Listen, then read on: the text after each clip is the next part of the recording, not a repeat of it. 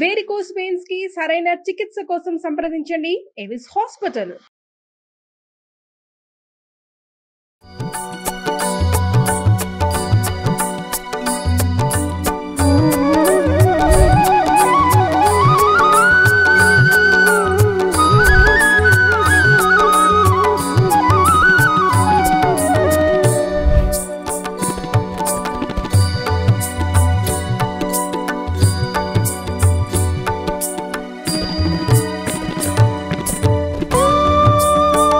ఆలయ చరిత్రలు ఎప్పుడూ కూడా మనం స్టూడియోలో కూర్చొని మాట్లాడుకుంటూ ఉంటాము. ఎప్పుడు అలానే కాకుండా ఒకసారి డైరెక్ట్గా ఆలయం దగ్గరకు వచ్చి ఇక్కడే కూర్చొని చరిత్ర కావచ్చు, పురాణం కావచ్చు మాట్లాడుకుందాం అనిపించింది.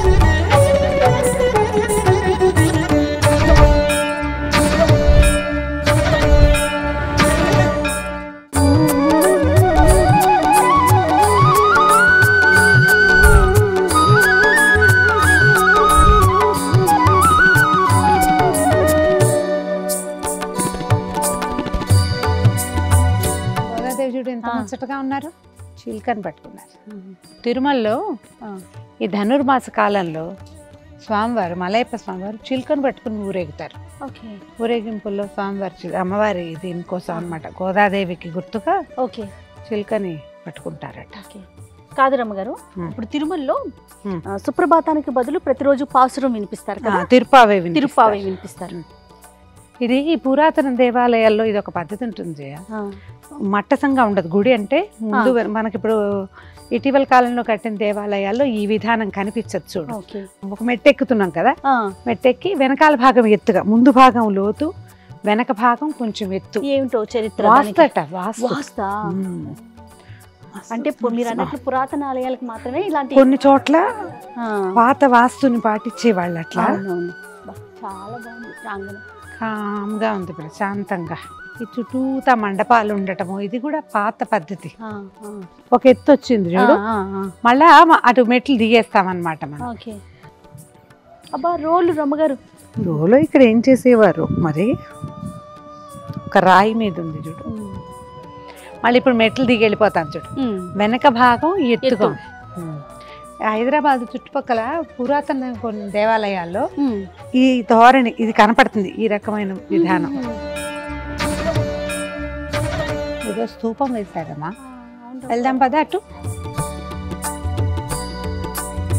అంటే మనకి కొన్ని భద్రాచలంలోనూ అక్కడ కనపడుతుంది ఇలా స్తూపం. అంటే స్తూపం ఇవి రామకోటి స్తూపము, లేకపోతే ఎవరైనా గురువు గారి కోసం కట్టారో చూద్దాం, ముందుకెళ్తే మనకి తెలుస్తుంది. ఆలయాల్లో ఇది కనపడుతుంది జయ. పెద్ద జీయర్ స్వామివారు, ఇప్పుడు చిన్న జీయం గారు ఉన్నారు కదా, చిన్న జీయర్ స్వామివారు వారి తాతగారు పూర్వులు, అంతకంటే ముందున్న గురువు గారు స్వాధ్యాయ జ్ఞాన యజ్ఞం అని యజ్ఞాలు చేసేవారు. అప్పుడు ఒక పద్ధతి నడిచేది. అలా చోట ఇట్లా స్తూపం వేసేవారు అనమాట. జనరల్ బజార్లో ఉన్న లక్ష్మీనారాయణ స్వామి దేవస్థానంలో కూడా ఉందట. ఇక్కడ కూడా ఇది 79లో వేసిన స్తూపం. స్వామివారు చూడు ఎంత ముచ్చటగా ఉన్నారు, బాగుంది కదా. మనకి ఇవి పురాతన దేవాలయాల్లో కనిపిస్తాయి. ఇటీవల కాలంలో చేస్తారు. అది చేసి చాలా రోజులు, ఇక్కడ 3 రోజులు క్రతువులు, అట్లా క్రతువులు చేసి దాన్ని నిలబెడతారనమాట. ఇక్కడ ఒక పెద్ద క్రతువు జరిగిందంటే దానికి ఆలయం బలం పెరుగుతుంది. మనం అట్లా చూస్తాం. మీరు భద్రాచలంలో గమనిస్తే 3 స్తూపాలు ఉంటాయి కదా, అందులో మన ఈ రామకోటి రాస్తారు, రామకోటి స్తూపం ఉంటుంది. ఆ స్తూపాల్లో ఒకటి తాతగారు రాసిన దాశరథి శతకం ఉంది. అట్లా ఇది పురాతనమైన పద్ధతి. ఇప్పుడు దీన్ని బట్టి ఆలయం యొక్క ఎంత పురాతనమైనది అనేది, దాని లైఫ్ ఎంత పెరుగుతుంది, ఆలయం తాలూకు పవిత్రత, శాంక్టిటీ అవి పెరుగుతాయి. అదే అదే ఇక్కడ ఒక ఎంత పెద్ద యజ్ఞము అవి జరగటము విశేషం కదా. అవును, అలా ఉంది. ఇది చక్కగా ఇది వేసుకోవటానికి. అవునవును, అలా ఉంది. కొబ్బరికాయలు కట్టారు, ముడుపులు కట్టి ఉంటారు, ఏవో రాశారు, చూద్దాం చూడు. తమ పేరు రాసింది విప్పుతారు కాబోలు, టైము సంవత్సరం కూడా వేశారు. ప్రతిదాని మీద వాళ్ళ పేరు సంవత్సరంతో సహా వేసుకున్నారు. బాగున్నాయి, గుర్తుపెట్టుకుని పేర్లు చదువుకుని విప్పుకుంటారేమో. అంటే ఇక్కడ లోకల్ పద్ధతి అయి ఉంటుంది. అంటే విప్పుతారో లేకపోతే కట్టిన రోజు అలా పెట్టుకున్నారేమో. విప్పుతారు, డెఫినెట్ గా తీసుకెళ్తారు, మళ్ళీ వెనక్కి వెళ్ళటము తీసుకెళ్ళటము ఏదో ఉంది. అందుకనే అంత క్లియర్ గా ఏ రోజు ఎందుకో తెలుసా, అన్ని 24 అనే ఉన్నాయి, కొన్ని 23 కూడా కనిపించినాయా. ఇక్కడ 23 కనిపిస్తాం. ఇదిగో చూడు 11/3/23 ఎవరిదో పేరు కూడా ఉంది క్లియర్గా. చెప్తారు ఏడాది లోపల 2 ఏళ్ల లోపల వాళ్ళు అనుకున్న మొక్కులు తీరిపోతే ఇక్కడే ఆ కాయ కొట్టడము ఏదో విధానం ఉండుంటుంది. కరెక్ట్.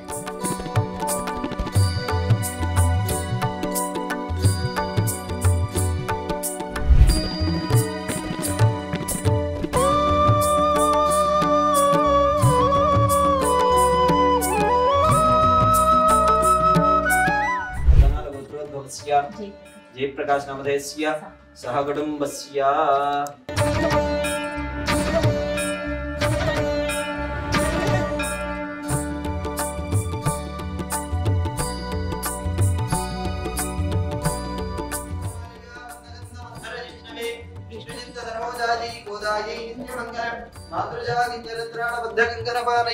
విష్ణుజిత్తనోజాయీ గోదాయీ నిత్యమంగళం శ్రీమద్యై విష్ణుజిత్తార్యమనో నందన హేతవే నందనందన సుందర్యై గోదాయై నిత్యమంగళం.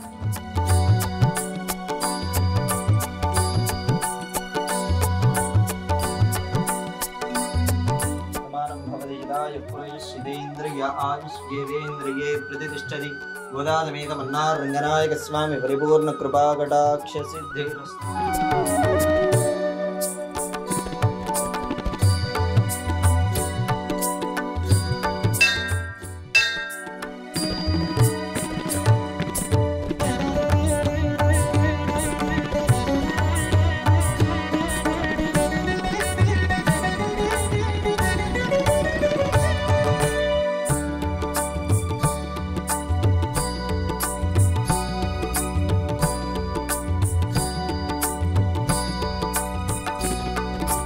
పట్టుకొని సంకల్పం చేసుకోండి, మీ కోరిక నెరవేరుతుంది.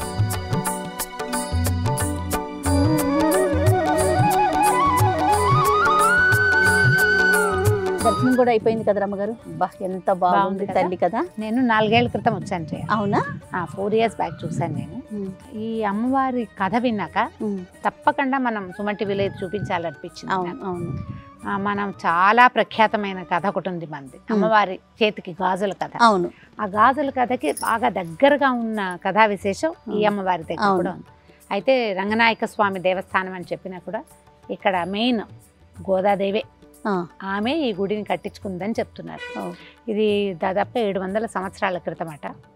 ఈ దేవాలయాన్ని స్థాపించిన వారు, అసలు మొదట ప్రతిష్ఠ చేసిన వారు దేశికర్లని, మన ప్రాంతం వారు కాదు, వీడు తమిళనాడు వైపు నుంచి వచ్చారు. అయితే ఆయన అమ్మవారిని కూతురుగా భావించేవారు. ఆయన్ని భార్యని అమ్మ నాన్న అనేదట గోదాదేవి. వాళ్ళతో తిరుగుతూ ఉన్నట్టుగా ఉండేదన్నమాట. ఈ ప్రాంతానికి వచ్చి పక్కన ఒక వేణుగోపాల స్వామి దేవాలయం, మనం కూర్చున్న దేవాలయం కంటే కూడా ఇంకా పురాతనమైనది. ఆ దేవాలయంలో అర్చకత్వానికి ఉన్నారు మీరు. దేశకర్లు అంటే వైష్ణవులు. అదే. అయితే ఆయన అర్చకత్వం చేస్తున్న రోజుల్లో అమ్మవారు ఆయనతో పాటు కలిసి తిరుగుతూ నాకు ఇక్కడ ఒక దేవాలయం కావాలి నాన్న అని అడిగేదట. అడుగుతుంటే ఇది మన ప్రాంతం కాదు, ఇక్కడ ఎందుకమ్మా అంటే నాకు ఇక్కడే ఉండాలని ఉంది, నాకు ఇక్కడ దేవాలయం కావాలని. ఆవిడ నీకెందుకు నేను ఏర్పరుస్తానని ఈ ప్రాంతంలో ఉన్న ధనికులకి స్వప్నంలో ఆదేశం ఇచ్చిందట ఆ తల్లి. ఇక్కడ ఒక వేణుగోపాల స్వామి గుడిలో అర్చక స్వామి ఆయన ఇక్కడ నా కోసం గుడి కడతాడు, ఆ గుడికి సహాయం చేయమని వాళ్ళంతటా వాళ్ళే సహాయం చేసి ఈ దేవాలయం నిర్మించారు. 700 సంవత్సరాలు అయ్యింది. మనకు ఆలయ నిర్మాణం కూడా చాలా పురాతనంగా కనపడుతుంది. ఎక్కడ సిమెంట్ ఛాయలు లేవు, అంతా రాతి కట్టడంగా కనిపిస్తుంది. మనకి శ్రీవిల్లిపుత్తూరులో అంటే గోదాదేవి జన్మస్థానమైన విల్లిపుత్తూరులో స్వామివారు అంటే రంగనాథులు రంగనాయకుడు అని చెప్తారు. అమ్మవారు రంగనాయకి, రంగనాథుడు అక్కడ రంగనాయకుడుగా ఉంటాడు. అవును. వీరిద్దరు పక్కపక్క నుండి విష్ణు చిత్తులు కూడా, గోదాదేవిని తండ్రి కూడా పెరియాళ్ళ వారు అంటారు, విష్ణు చిత్తుల వారు కూడా ఒకే చోట వాళ్ళు ముగ్గురు నిలబడి ఉన్నట్టుగా అక్కడ దర్శనమిస్తారు. అదే దర్శనం మనకి ఇక్కడ లభిస్తుంది. విష్ణు చిత్తుల వారు మధ్యలో స్వామివారు, కుడివైపు గోదాదేవి నిలబడి ఉన్నట్టుగా ఉన్న ఏకశిల మీదే ముగ్గురు విడివిడిగా ప్రతిమా విశేషాలు మనకు కనిపిస్తాయి. చాలా వింతైన విషయం, ఒక కథ ఉంది ఇక్కడ. స్వప్నాల్లో కనపడ్డము అవి ఎక్కువట. విడిగా కూడా ఆమె రోజు సంచారానికి వెళ్తుందని, ఆమె దేవాలయం నుంచి బయటకు వచ్చినప్పుడు ఒక సుగంధం వ్యాపిస్తుందని ఇక్కడ అని చెప్తున్నారు. విశేషంగా ఇలా సంచారానికి వెళ్ళడం అంటే ఆమె స్వయంగా దేవాలయం కోరుకున్నది కాబట్టి అలా ఉండుండొచ్చు. అయితేనట ఇక్కడ జాతర జరిగిందట. అప్పుడు 600-700 సంవత్సరాల క్రితం జాతర జరిగితే ఒక గాజులు ఆయన దగ్గరికి వెళ్ళి చిన్నపిల్ల ఒక పాప గాజులు వేయించుకుని ఈ దేవాలయంలో అర్చకులు ఉన్నారు కదా, నేను వాళ్ళ అమ్మాయిని డబ్బులు ఆయన దగ్గర తీసుకోమని చెప్పిందట. తీరా వీరికి అప్పటికి సంతానం లేదు, ఆడపిల్లలు లేరు, మగపిల్లలు ఉన్నారేమో.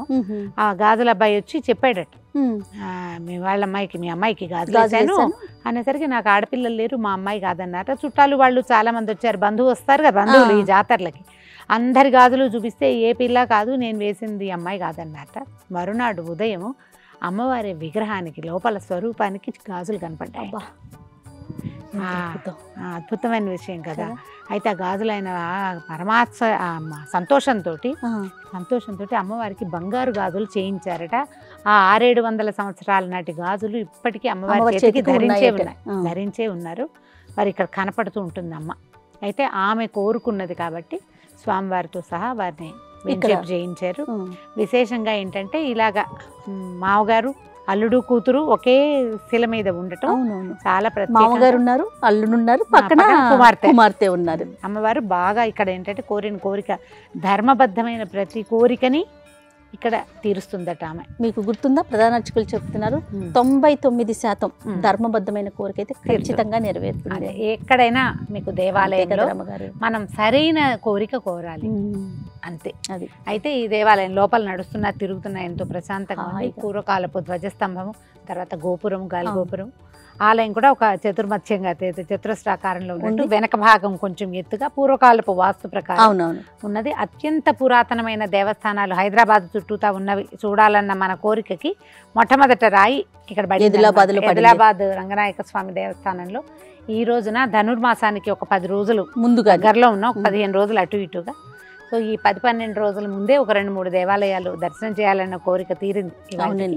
అమ్మవారి విశేషమైన స్వరూపం మనం ఇక్కడ చూస్తాం. గోదాదేవి ఏమిటంటే స్వయంగా స్వామివారిని వివాహం చేసుకోవటం కాదు, తను వేసుకుని దండలు, తను విడిచిన మాలలిచ్చి ఆయనకి ప్రీతి కలిగించి ఆయనలో ఐక్యమైనటువంటి 12 ఆళ్వార్లలో ఒకతైన గోదాదేవి రేపు ధనుర్మాసంలో ప్రతిరోజు ఒక పాసురంతో స్వామివారిని మేల్కొల్పుతుంది. ఈ నెల రోజులు ఆమెదే సేవాకాలం అంతే.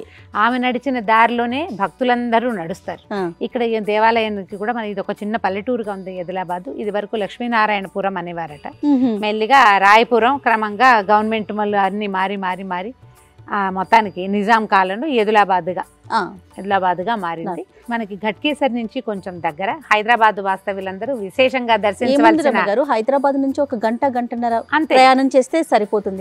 చాలా బస్సులు, ఆటోలు, ట్రాన్స్పోర్టేషన్ అనేది బాగుంది, చాలా సులువైంది కాబట్టి ఆల్రెడీ చూసిన వాళ్ళు చూసినట్టు, చూడని వాళ్ళు చూడవలసిన క్షేత్రం అని ఇది ఖచ్చితంగా పట్టించారు. అయితే ప్రతి నెల మొదటి ఆదివారం నాడు సుదర్శన హోమం జరుగుతుందట.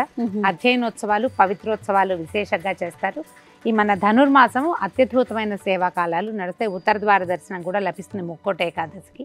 ఎవరెవరికి అవకాశం ఉంటే వాళ్ళు మేము చూపించిన ఈ ప్రాంగణము, ఈ అమ్మవారి గాజుల కథని విశేషంగా, ఎందుకంటే శ్రీ వైష్ణవ సాంప్రదాయంలో మట్టి గాజులు తక్కువ వాడరు, మడికి దానికి పనికిరాదంటారు. అమ్మ ప్రత్యేకంగా గాజుల మీద ప్రీతి, రంగులు ఆవిడకి నచ్చి ఉంటాయి.